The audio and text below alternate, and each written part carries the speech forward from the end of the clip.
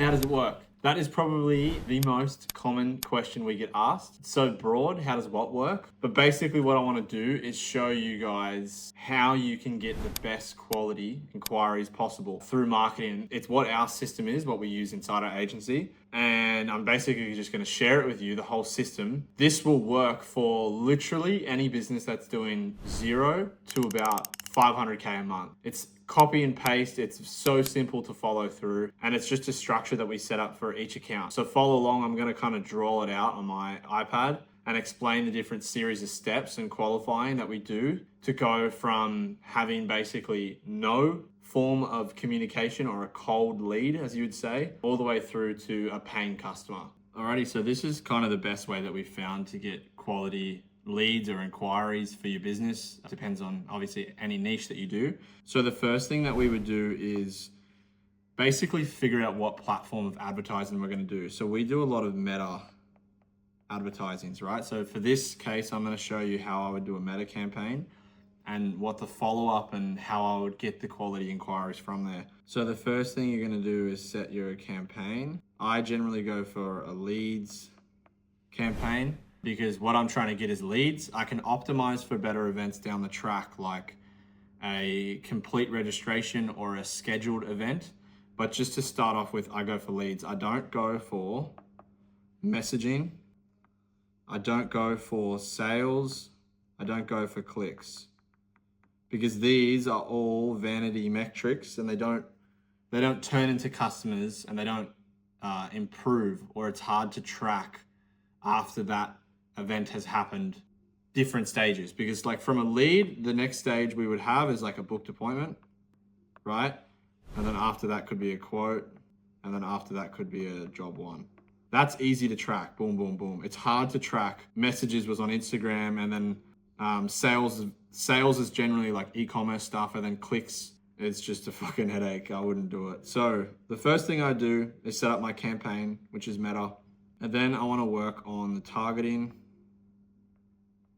So depending on obviously who you are trying to target, depends on how you target it. I do it via ad set. So I look at things like location. So if there's certain locations that I want to target, I generally choose about 5 suburbs that I want to focus my ads in. This is if I'm doing like local advertising for a carpentry business or a building business or a plumbing business, whatever it is. Local advertising, I like to choose 5 suburbs, and I draw a radius around those 5. I then also like to look at interests. So I like to, depends on what or who we're targeting. I like to just give Facebook's 2 interests. And this is especially if this is a new account, right? Like if this is a new campaign that you're creating, I like to push it in a direction. If you've already been running ads for a bit, you don't need to choose interest, because your account would somewhat already be smart with who it wants to go down. I just find that like with newer accounts, it just helps to push them in the right direction. And then the next thing that we're going to look at is ads. So I love to start an account with I'm going to say 2 minimum and 4 maximum, depends on your budget, but the 2 to 4 range. Wouldn't do 1, you can do 3, you can do 4, 2 to 4 is what I would do. And then from this, I would have 2 static ads, and I would have 2 video ads. Okay, so that would be my campaign structure. Just to kind of recap, it's going to be a lead campaign. The targeting we're going to be doing is based on location and interest. And then under the targeting, we're going to have ads. And then in our ads, we're going to have 2 to 4 ads, depending on how much creative and stuff you have. Okay, the next thing let's talk about is what do we actually put in the ads. So I said static. Let's talk about this. In my opinion, static ads are very good for retargeting, or they're very good for just quick information that someone's just scrolling past. I think videos do most of the work, but what I like to do in static ads is direct. So just very straightforward. What's the finished product? Before and after. That can just be a really simple before and after, so people can visually see without reading anything. They can, within a second, they can be like, oh, that's what it looked like before, and that's what it looked like after. Whether it's before a deck, after a deck, before a renovation, after a renovation, before plans, after whatever it is, whatever your service is, simple static before and after. They would be the 2 that I would start with. Then for videos, somewhat the same I would do. So direct would just be like, literally just call out what you do. So like, we're based here, we do this. If you want it, click on the link below. Very, very direct, very straightforward. You're literally telling Facebook what it is you want. You're literally talking to your audience. Do you live in DY and do you want a deck built? I'm a carpenter. I've been a carpenter for 15 years. If you want a quote, click on the link below and let's get started. Just something super simple and direct. The next ad that I like to do is a bit of a brand introduction. And why do I do this? Because some people like to know a little bit about your business. They might like to maybe do a little bit of research. Maybe it sparked their interest to see who you are and what you guys do. So that could just be stuff like introducing yourself, like who you are, how big your team is, how long you've been in business for, what are the kind of scope of works that you do. It's similar to a direct ad, but a direct is just more straightforward and punchy. These would be the 4 ads I'd start with. 4 ads to start. Okay, so we're running this on a lead campaign. The types of questions you want to ask on your form for the lead campaign is 100% up to you. It's totally up to how you qualify your leads, right? So like, do you want to start now? Do you have a budget? Where are you located? How can I get in contact with you? These are all things that depends on how you deem a qualified lead is the things that you'd want to ask. So I'm going to say step 1 to qualifying, right? So step 1 is going to be a lead form. You can have anywhere from, I would say 2 to 5 questions on this form, because you don't want to have too many that you don't get a whole bunch of leads, especially if you're just starting off with ads, but you don't want to have none because you don't want to just get random people who click on your ad. Step 1 would be the lead form. Step 2, once they click on that lead form, what we like to do is we send them to a landing page. I'm going to tell you exactly what you need for that landing page on this page here. Landing pages are different from a website. Landing pages are made to do only one thing, which is to get more inquiries. It just gives the person just enough information to make a decision if they want to work with you or not. It doesn't give them options to go to, a contact us page or an about us page or a learn our story or a blog post, or it's just one simple page that has all the basic information. So I'm just going to draw you a quick little layout of kind of what I would do. So say this is the one page. Up the top right, we're going to have a book button. In the middle here, we're going to have a hero image. What a hero image is basically the best finished photo of your work that you've ever done.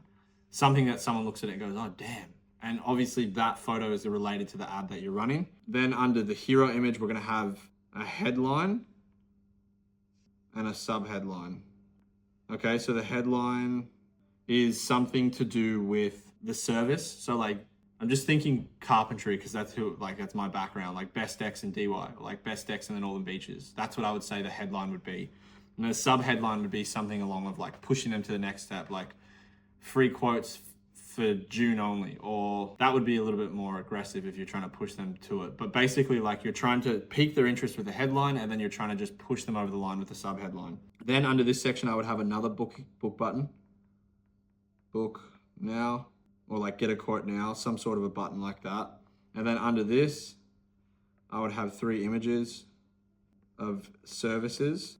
And these can obviously be related to the ad that you're running. Just some nice photos of like jobs that you've done. If you do decks, it can just be 3 different types of decks. If you do renovations, it can be 3 different types of renovations. It doesn't have to be very specific with like every single service you do. You're trying to seem like all of the content you're building is all related to that one ad, because you have to remember everyone who comes to this landing page came from your ad. They didn't just Google you, or if they did, it would be a Google ad, but you're sending traffic to this page based on the things they were looking at before. Services, after the services, I would have a very just short about us section. So like a photo of you, about us, right? And there's some writing there. And then under that would have maybe some reviews and then another booking button. Book, okay. Super simple hero image. Like it's just one page. That's all you need to get quality inquiries. You just need people to have a quick browse and see what you guys do and have the option for the booking page. What the booking page is, it's not a contact form that I see on 90% of websites. We actually want to book in a specific time that customer is going to call you or you're going to call the customer. That way they're making that form of commitment. And I found that this helps a lot, having that booking time compared to just filling out a lead form. That's why we add it as the second step, because step 1 is when we get their inquiry. Step 2 is when we start to qualify them. So just to follow through, Lead form is the first form of qualifying, then the second form is a landing page, and then the third form is the booking page. And like I said, a booking page is generally, if you have a CRM, you can have it linked to a calendar and they have the opportunity to book in a time with you.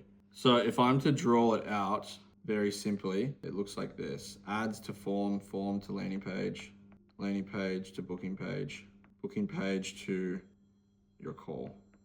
Right? So that's ads to a booked in appointment. In between these, I would also want to have some form of touch points or automations. So after they fill a form, you can send an SMS that says, hey, we got your inquiry. You know, we look forward to chatting to you in the future. After they book in, SMS, confirmation. That's just a confirmation. Hey, we got your booking. Look forward to chatting to you on the 12th. Obviously, when you do the call, you could have reminders as well. So booking, reminders. This process helps warm up the lead before getting to you. And we can also, what we like to do as well is before, sometimes we can send reviews. So we've got ads. When they fill your form out, they're going to get an SMS. Then they check your landing page out. You're going to get some sort of drop off here and here. It just happens. You know, your cost per lead is going to be cheap, but then as they go down, they're more qualified. And that's what we're looking to do, is try to work on how to qualify people more so that the people you're talking to and prioritizing time with is the people who are so much more interested in your services. Okay, now let's say that we have this call, right? What we like to call these calls is a discovery call.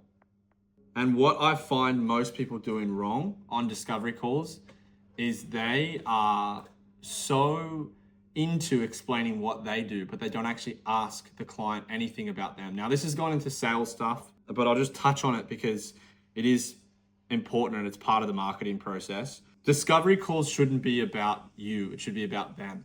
You should be asking them all there is to know about their project. Why do you want to get this done? And what will you do with it when it's finished? And when were you looking to get it started? Did you have a budget in mind? All these type of questions add on to showing the client that you actually care and you want to figure out why they want to get it done and like what is the actual reason behind doing it. From the discovery call, generally we go back into a quote. Another thing that I see a lot of guys doing wrong is they just email the quote. Okay, that I do 100% not want you to do that. That is not good. Okay, don't just email the quote. Happy days. Oh, guys, I emailed you the quote. What you do after you have this discovery call is you tell them a time that you're going to give them the quote. Hey, Sarah, I'm going to have your quote over to you in 3 days. I'll give you a call and then I can run you through exactly what we're going to do and how we're going to help, get XYZ. Okay, so quote, we'll call it quote call.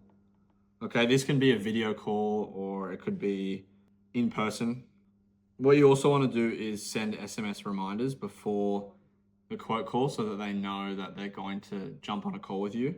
And then on the quote call, you're going to look to close the person, right? You're going to figure out when they want to start and you're going to say, perfect, well, to lock in that date, all we need to do is take a 5% deposit or a 10% deposit, depends on your service. Basically, what that's going to do is it's going to lock in your spot and we'll be able to start quantifying the orders, getting the materials sorted and getting everything scheduled in. All right, and that is our process to basically turning cold traffic into jobs, booked in jobs. I'm gonna do a whole video on the sales side of this because I've just touched on it, but I hope the whole marketing side makes sense of how we warm that inquiry up and the different steps that we do to kind of turn them into a job. I'll see you in the next one.